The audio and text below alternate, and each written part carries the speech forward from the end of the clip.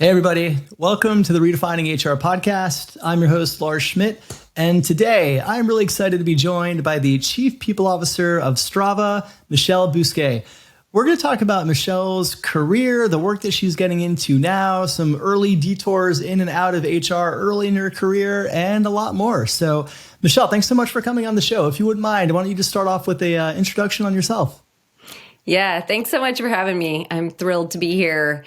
Like you said, I'm Chief People Officer at Strava. I have been doing various kind of HR people-related, people-tangential roles for my career, which is, something over 20 years.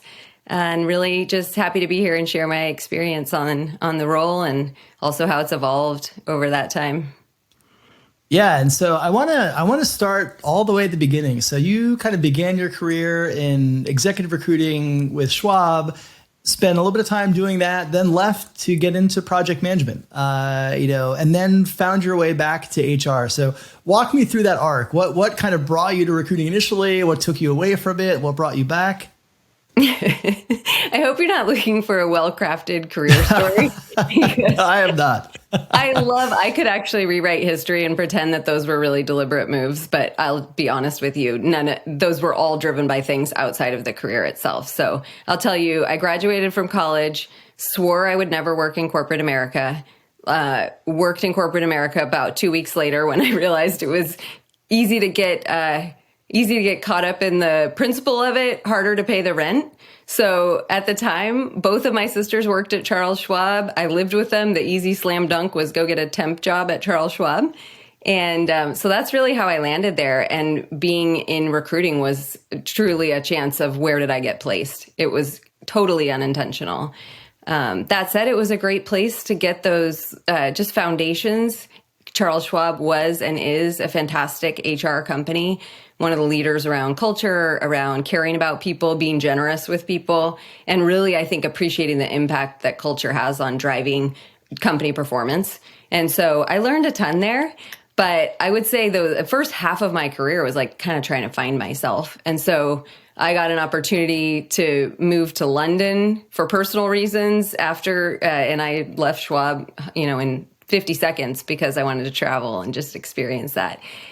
Came back to a really different economy. And, it was get a job, find a way to pay the bills. And so interviewed, and that's where I could get a job. It was in architectural engineering. And, and it was incredible. It was like within 2 weeks, I had my own hard hat with my name on it. I was sitting in, at the time, it was the biggest commercial construction project going on in California, the Letterman Digital Arts Center, which was the Lucasfilm campus in the Presidio in San Francisco. And it was just thrown into the deep end, huge 1 million square foot project. And here I am like trying to coordinate. I don't even know what I was doing. But the thing that I think I found in my career, someone coined this term, and I want to give credit to whatever anonymous person it was years ago, but it's the curse of the competent, where, you can do many things. And that's, I've been working since I was 14, and it was like, buy your own shampoo, like pay for college, do all that. So I am masterful at like do what needs to be done.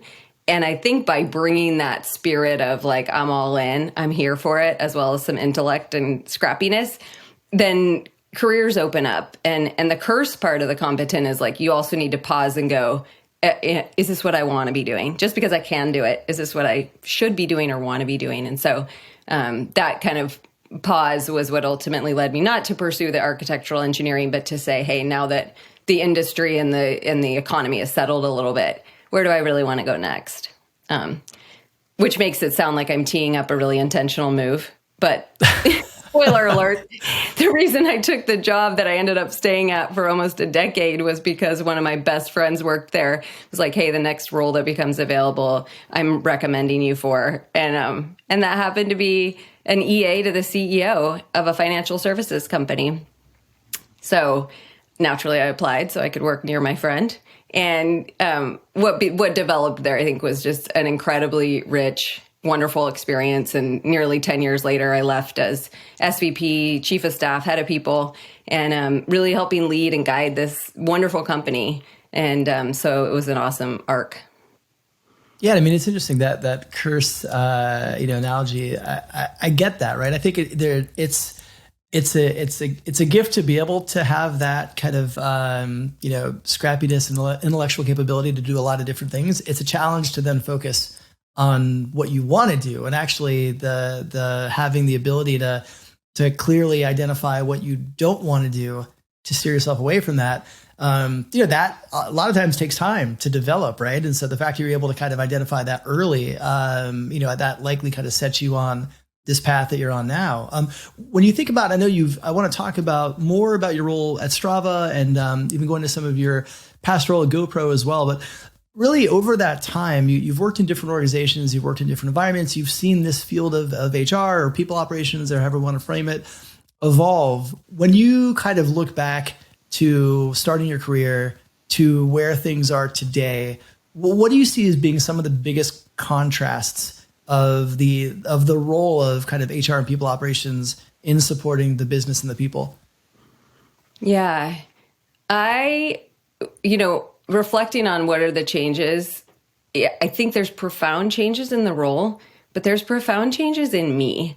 And I think that both of those have played a part. I can only speak to my own experience, so I won't sort of lecture about like what is the role of the people leader at large. I know what it's been in the organizations I've worked in, and kind of have a general sense. But the reason I mention it's me is because I want to circle back to the like unintentionality of landing places. I think I had a huge turning point about halfway through my tenure at this company where, as I told you, I had said I would never work in corporate America. And the reason behind that was like, I wanted to have a career with meaning. I wanted to be able to like drive heartfelt impact and care about people and like show up for things that matter.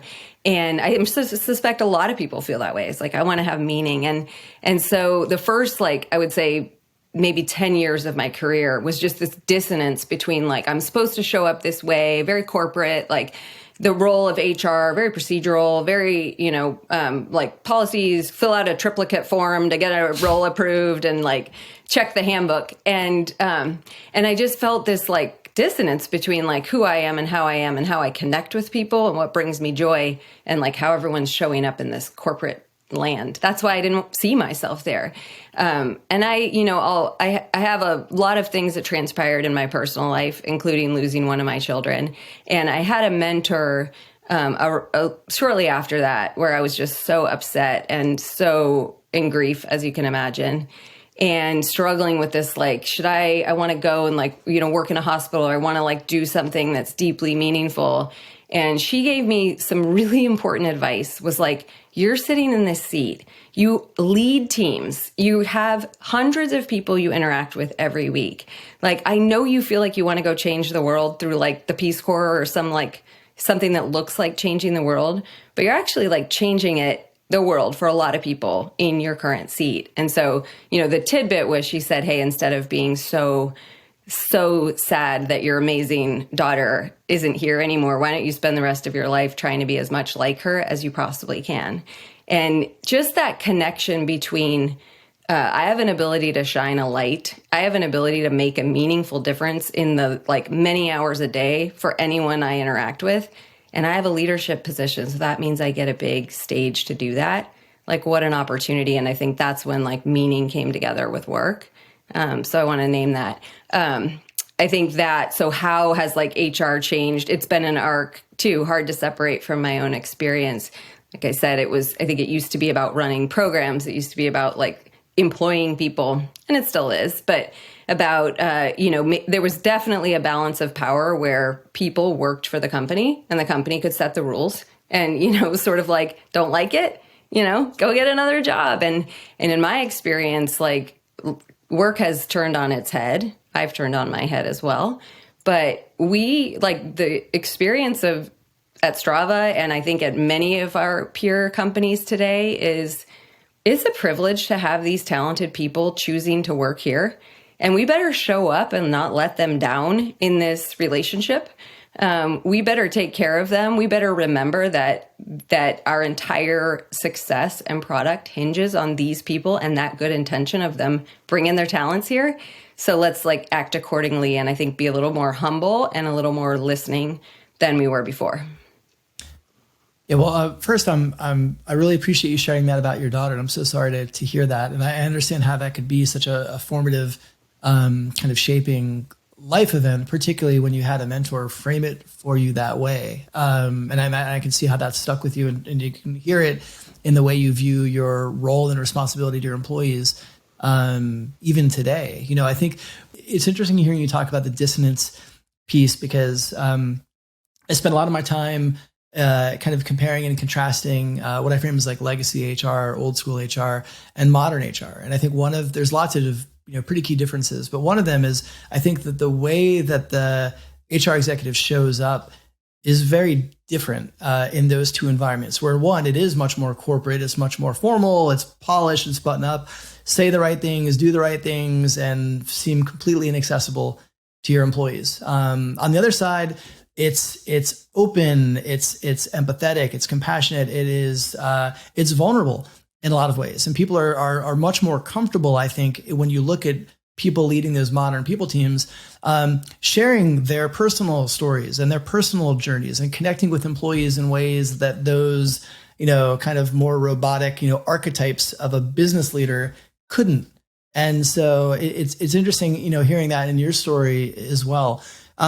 When you look at your role, and I want to kind of hone in on Strava in a minute, but I know before Strava, you ran people at Brandless, and you led HR teams at GoPro. Is there a connection between kind of the GoPro and Strava in terms of outdoor fitness, lifestyle? Does that align with you? How did those two roles for you connect? Yeah, and definitely. I think I had, again, spent this nearly 10 years in financial services, and I just grew so much love there. I loved the people. I loved the way we showed up for our customers. There was so much there, but at the end of the day, it was ultimately the money business, which is less something like I can create a lot of meaning, and now I'm pretty masterful at that. But at the heart of it is not something that I'm like deeply passionate about. And so when I got the opportunity to go to GoPro, huge light bulbs flipped on of the experience around integration of passion brand. Like, people who work at GoPro love GoPro and they live GoPro. Not all of them, but I would pull up in the morning, you walk by 5 vans with wetsuits draped over them of people who've already been surfing that morning. And, it's just like, people are so stoked. I'll use the word, and I think there was something really magical and wonderful about bringing together a bunch of people who are only talented, but who are talented and very passionate about ultimately living an adventurous and inspired life. And that was a hook for me. It's such it's the beautiful thing to work on consumer. And when it's something that you love and care about, my love languages by far are travel and adventure, family, and fresh air. Like, that is, to me, where it's at. And so, kind of fast forward to being at Strava, there's a lot about Strava that reminds me of GoPro. A lot of passionate people, Mythbusters. Not everyone at Strava is a competitive cyclist or runner, but it is about a high quality lifestyle. It's about like being inspired by yourself and being inspired by others. And so Strava draws a lot of that. And there's just so much like love and vibrancy in the culture that it will be hard for me to ever, that's the table stakes now, is when work comes together with like a deep meaning around what you're building and doing. Yeah, that makes sense. And so for listeners and viewers that may not be familiar with Strava, can you give an overview of the company, headcount, and then kind of how your people team is structured to support them? Yeah, absolutely. So if you're not familiar with Strava yet, you're lucky, because your world can open up. Strava is really the center of connected fitness. And what does that mean? It's a global digital community of athletes, about 95 million athletes on the Strava platform worldwide. And people use it to, the basic unit is to put an activity on there. You go for a ride or a hike or a paddleboard or a run, and you log it on Strava. And you can, similar to other social platforms, you can kind of follow people. But what's beautiful about Strava is like, it's about the way to be involved is to do something. And so, through that kind of principle of people inspire people, people motivate people, people keep people active, like there's just a really positive network effect that encourages you to essentially just, show yourself what you can do athletically. So it's really this, when I say center of digital fitness, it's, your Peloton, all of your other kind of fitness life can plug in to Strava and be really that record of like everything you're doing, the ways you're growing and improving and training and everything like that. So Strava is it's a little bit of an older startup, about 12 years old, based out of the San Francisco Bay Area. We've got 300 people on the Strava team, global team. And our people team is made up of 5 groups together, kind of serving the full employee experience. So we've got people operations, talent team, we have IT and workplace, our executive admin function reporting out of there too. And then we've got organizational development and DEI. So those are kind of how we're constructed. And plug, we have the most amazing people team. I feel like it is just a gift, and I could never probably find a better team than we've got going at Strava today.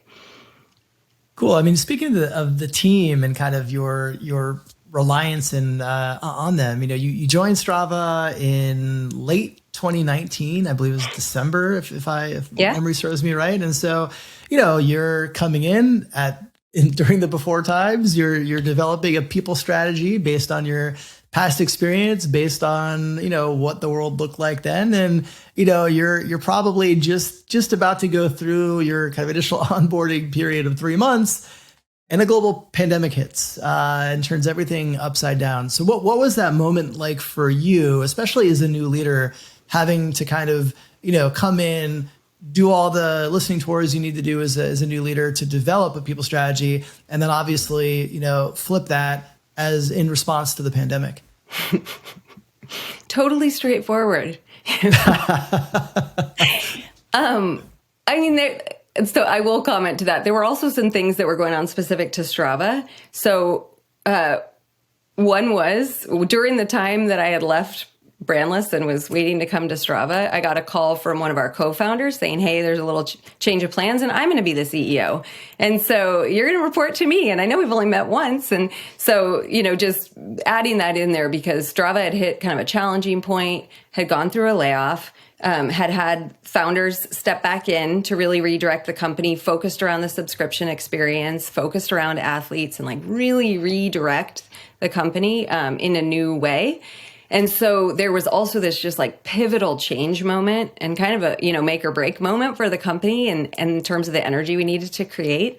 So I was entering right at that point and then layering on and also here comes this pandemic. And it was just a super challenging time. I pride myself on nothing surprises me. I was slightly surprised. If you would have held true to that during a once the generation global pandemic, I would have been thoroughly impressed. Yeah. I do adhere closely to rule number 1, don't panic. That's a personal rule in our family. You can never make anything better by panicking. So always take it in. But that, rule number 1 was seriously in play during the February timeframe of 2020.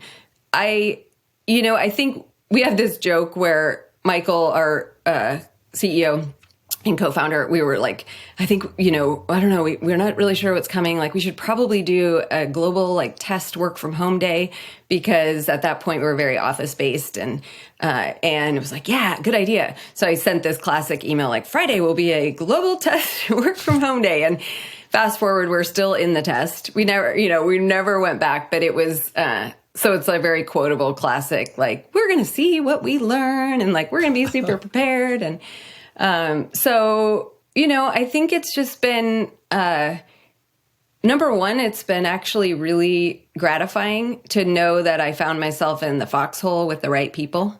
And I have had the privilege to lead through the pandemic in a way that's really authentic to how I think we should lead. I have not checked any of my beliefs at the door around what actually the right thing to do is, and then kind of shipped something a little bit less than that, because that's what you can clear because of precedent, because of people's expectations and norms. I've been able to show up in the way I really wanted to. I think because of that, though extremely challenging, it's actually been it's been some of the most rewarding time of my career in terms of like, how can you show up and when it really matters. Yeah, and you shared how important kind of that partnership with Michael is, as your CEO. And I think especially these days when the role of HR is so central in all of the strategic decisions of the business, that relationship and connection between the CEO and the chief people officer, CHRO, whatever the title might be, has never been more important. So what are elements that kind of makes that partnership for you work? Yeah, I mean, Michael's the best. So I feel even if I were listening to this, I'd be like, well, it must be nice because you work for like the best guy, and so I want to acknowledge that it really helps. Like, I actually think if you're thinking about or looking at a chief people officer job, the number one thing you need to do is go, is this my kind of people? Like, is this someone that I actually see the world in a similar way to? Because if so, then we can be just like a really harmonious pair, because I can help you see the world and translate that into like practically how do we show up? How do we navigate through challenges and all that from my point of view? And then, and you can do yours. But if we at a baseline don't believe like in the same kind of hierarchy of responsibilities toward people, or if we don't, I'll give you a couple tangible examples. Is at the core of Strava is the belief that people are actually higher than Strava. So when we have a decision to make, like which would be better for the company, which would be better for people, we always choose which would be better for the people, because we genuinely believe like if we serve people well and if we take good care, that will pay dividends and we'll succeed. And so if we differed on that, and if it was like, at the end of the day, it is business, that would be problematic. So part of it is just really establishing that like similar worldview. There's just like, it's been an incredible relationship with Michael. He gives me a lot of trust. I think I've never felt so supported in a role. I've like had to unlearn some of my prior patterns where you go, I have this idea of like how we should show up and I craft this program, but I'm going to like finesse it based on what I think I can clear. Do you know what I mean? Like, yeah, I'm going to kind of get it like over the line, and it's probably going to be like, 50 to 90% of what I would have wanted to do. And Strava is like the first place where pretty much everything we've launched has been as I would want it to be. And that doesn't mean like I'm just a professional at getting my way, but it means like there's just a lane to go, yeah, like I trust you and I think that that's right and I get it. And again, Michael's a unique leader because he's willing to put money into these things. Like a lot of companies, I mean, we get these pings every day, right? Come join our XYZ startup at XYZ valuation and XYZ investors and build the greatest culture. Or they want to build a great XYZ. It's like a cookie cutter. And to me, people usually think about building a great culture after they already have thought about building a great company. And it's really unique to Strava. This isn't like a fix-it job. This is like from the very beginning, we want to build something that can last. We know that means we want to show up for people. And so the company is configured to put money into that. It takes money. It takes a big team. It takes like resources. Just like you wouldn't say, hey, we want to have a world-class marketing organization. I hope you can do it with 2 people. Like that doesn't really work. So in Strava's bones is like the appreciation for people and culture. And so therefore makes it easy to work with Michael and easy to be here and lead. Or easy. As easy as one of your roles can be in the current climate. Simple but not easy. I do want to learn a little bit more about one of the programs that you have on the kind of people and culture side, and really broader than that. Strava had come forward to make a pledge to becoming an anti-racist organization, and I'm curious on the kind of people and culture side of that. What are you doing to realize that? How does that organizational pledge change how you think about and not just think about, but design specific programs to support that on the people side? Yeah, I'm glad you brought this up. Becoming an anti-racist company is a huge aspiration for Strava. So for anybody, like, again, who's talking about this or also trying, like, please know no one knows how to do this. Like anybody who acts like they know exactly how to do this, I don't think actually does, with all due respect, because it's super complicated, because companies, and especially tech companies, are set up as very white systems historically. And so, like most companies, Strava had not operated as an anti-racist company, had a very white team, a very white leadership team, and white standards around everything that we do, unintentionally. It was a very good company, very kind company. We even had DEI programs, and, you know, some of which were more successful or progressive than others, but they were definitely DEI version 1. And after our commitment to becoming an anti-racist company, I see it as like version 2. And so what we, you know, I could go through kind of all that we've tried. The most humble acknowledgement is a lot of the stuff we tried had zero impact toward racial equity whatsoever, and was like a really nice program. So, you know, in the early days, it was like, oh, we could do this, we could do this, we could do this. And we started, you know, it was like, we did a 2-week anti-racism accelerator, we called it, where we like stopped work for the entire company and put people through these classes and workshops and this and that and this and that, and got out of it. And it was like, wow, I think we just ran like a really effective anti-racism accelerator for white people. Because what was the experience of sitting through some of that aha and learning? Like, how obnoxious must it be for people of color to watch white people come to the realization that we live in a racist country? Like, pretty obnoxious. Right. And so I give you that as an example of like, we tried all these things. And the biggest thing that we have achieved, I believe, is the commitment to struggle toward racial equity, to be eyes wide open, honest, and to create real feedback loops around like the actual experience and not like our little whiteboard examples of what might be helpful. So, but I'll give you some practical examples of like things with traction, peering into Strava. Like our entire management team takes time to talk about and examine racial inequities, anti-racism, basically every week. And we right now, we're in the middle of an every other week intensive where our whole management team gets together and we talk through frameworks and different aspects. We restacked our whole talent process, starting with the belief that every open role is an opportunity to make our team more representative of the global community we want to serve. So there's sometimes I'm not a fan of quotas. I don't believe in numbers. I actually get like a pang when people talk about, you know, like our goal is to like get this number to, you know, 8% Black or African American. It's like, what will doing that actually mean? So we start with a much more higher order, is like, I want every team at Strava to have the rich intellect and lived experience of a variety of different people. I want every team to look like it has diversity. I want it to have intellectual diversity. I want it to be like the best definition. To me, that's building the best team. And so when I say we've restacked it, we start with that approach. We work really hard to build pipelines that are very representative, and then we choose the best candidate. We have like really strong and solid partnerships with hiring managers in this ambition. Simply put, like, it isn't the best process if all we talk to were white people from tech. It just isn't. So we work hard on pipelines. We've done a ton of education. We've done a ton of hand-holding. And we're still, you know, it's a work in progress, but we've really changed the demographics of the company.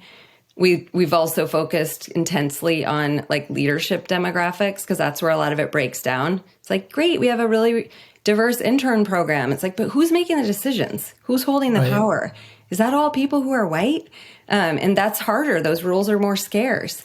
But we've had like some really, really positive success. And, you know, the last kind of barriers are actual most senior team, which is still very white, but, you know, work in progress. And we've made some really meaningful steps, and we're really open about where we haven't and like what we're doing about that. So those are a few examples. It really does go on and on. You know, we show our, you know, representation and statistics on our website. We write honestly and openly and speak honestly and openly to our team about where we are and where we aren't.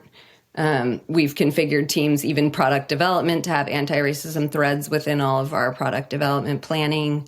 We have pretty robust ERGs. We restacked our company calendar to be more representative of the different holidays and not, you know, kind of sticking with the status quo, and just things like that. But I think at the end of the day, the thing we've done most successfully is just commit to be in it. Yeah, well, I appreciate you sharing kind of where you are and what your experiences have been, and doing it in a way that's real. Like, I think for companies that are making these pledges, and you're right, like nobody's got this solved. These are pledges. These are aspirations. There's no finish line to this work. Like, this is ongoing work, and you will try some things, and you have to realize that you're going to make some mistakes in trying some things that aren't going to work, or make center on whiteness because this is a new thing that you're like, hey, let's do this thing. And then you're like, well, wait a minute, we're not really thinking around all the perspectives of what the impact of this thing might be. So I appreciate you sharing kind of what you've done and what you've learned so far. I think those are good lessons for other HR leaders that might be either contemplating pledges like this, or maybe themselves in the work. And then again, you don't have to. It's great, I think, that you can make a formal pledge as a company and show that level of commitment. But not all organizations are going to do that. And as a leader, as an HR practitioner, you have the ability to do that, to take the initiative on yourself to do what you can, in this space. And so even if you're in an organization that maybe isn't ready to make a pledge like that, don't let that hold you back in your own efforts. So that's right. I've really enjoyed learning more about your career path and your role. I want to kind of wrap up this episode as we always do, which is with our lightning round, to help the viewers and listeners get to know you a little bit better. So you ready to jump in? I think so. Kind of, a little bit. Sort of. Jumping in mean. I don't even know what we're jumping in means. We are now going to commence the lightninging. That's not even a word, but I'm just going to use it anyway. Great. Let's open with music. Okay. I'm a big music fan. We always open to some music. If I'm checking out your Spotify playlists, who am I going to learn are your top 3 artists? Well, be careful because my kids also use them. So just saying, it's a hard algorithm to crack. But mine, I'm going to go with Radiohead, Sia. Love to get like pumped up in the morning with Sia. And then a classic, Patty Griffin. Feeling a little more soulful. What is your least favorite HR buzzword? Well, can I say HR itself? With all due respect. Absolutely. I think just the idea that human resources, they're just people, we're just people. And, but my second is seat at the table. I feel like if you're talking about getting a seat at the table, you're not focused enough on like adding the kind of value that makes that not something you have to talk about. Yeah. You can use that term if it's in irony or in mocking, but if it's in sincerity, I quickly kind of tune out because it's just you're at a different place. If you're thinking that you still need to be striving for that. What is your favorite? I know this is a pointed question for somebody who leads all the teams, but what is your favorite HR function? I know. I feel like I can't answer that. I mean, it really does like tug at my heart. I think if there's a favorite, I don't have one, honestly. I will say there's great impact in organizational development, in thinking about like, how do we help support people, coach people, guide people through a mastery of people? And how can that translate to really deep outcomes that aren't as like tangible as some of the other functions? Okay. If you weren't working in the people space, what would you be doing? I'd be a nurse. I really would. Okay. I would go back to that calling and just say, it's still the same. It's about supporting people through tough stuff. But yeah. And last question, Michelle. Who is one HR leader, people leader who you admire and why? Yeah, I got to go with Jeff Ryan. Jeff Ryan, the chief people officer at Zynga and a mentor of mine, is just the thing that I admired about Jeff, and we worked together when we were at GoPro, was he often looked very much like the COO. He was in and through everything, and he deeply connected, like, where are we trying to go as a business with how can we get there with the people we have and how can we have fun doing it. He trusted people, built a great leadership team. He's just like masterful at bringing people together and helping them shine. Great. Well, Michelle, I really appreciate you taking the time to come on the podcast and share your career story and your work. And thanks so much for making time. It's a privilege to be here. Thank you so much.